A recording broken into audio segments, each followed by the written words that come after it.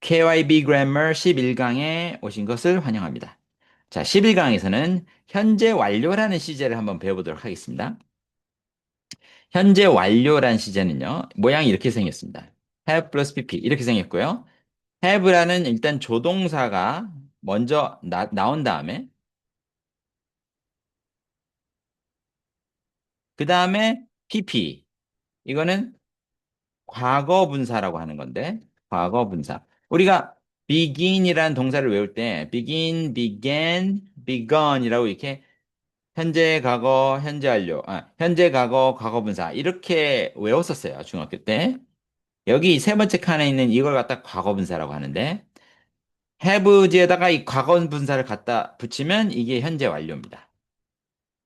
현재 완료는 이렇게 생겼어요. 자, 과거 분사 영어로 좀 써주면 past participle이라고 합니다. 그래서 앞에 글자 따가지고 pp라고 붙이는 거예요. past participle, 과거 분사. 자, 이런 한자어는 어렵죠? 네, 저도 어려워요. 그래서 한자어 저도 별로 신경 안 쓰고요. 한자어의 원래 뜻 잘 몰라요. 그냥, 자, 그래서 분사라는 거를 제가 이렇게 알고 계시면 돼요.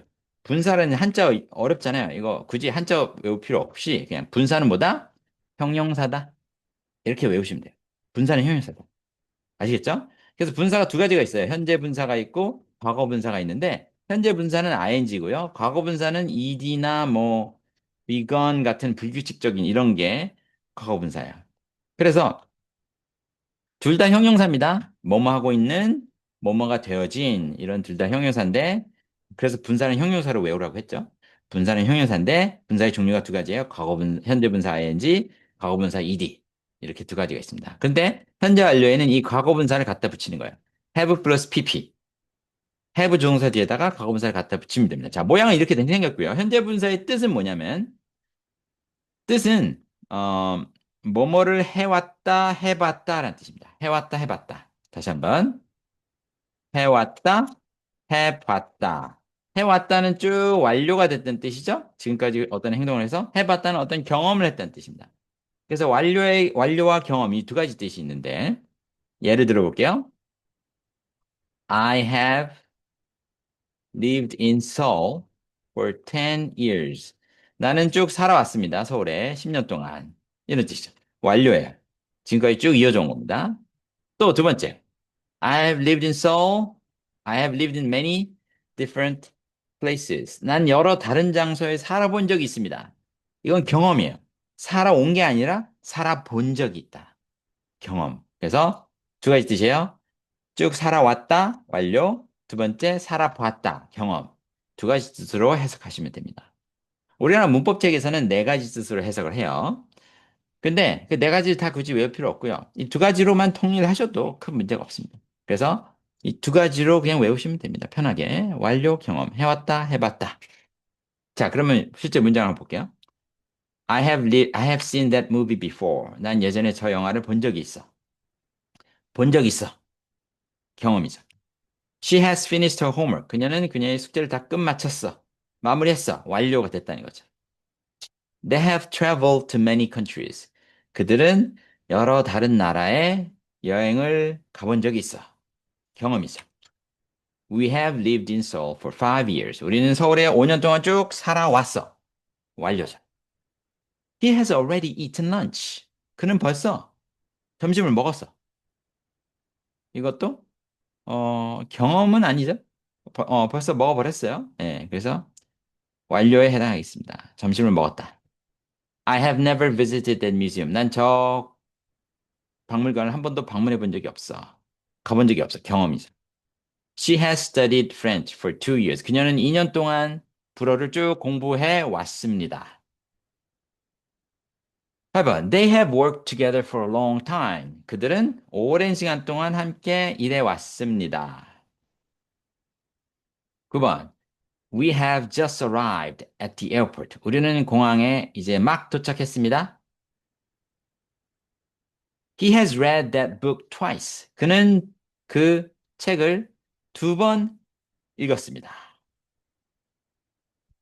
I have known her since childhood. 나는 어릴 때부터 그녀를 쭉 알아왔습니다. She has recently started a new job. 그녀는 최근에 새 일을 시작했습니다. 자, 모양은 have를 먼저 넣고 그 다음에 뒤에다가 pp를 붙이는 건데 이렇게 3인칭 단수일 때는요. have가 has로 바뀌어요.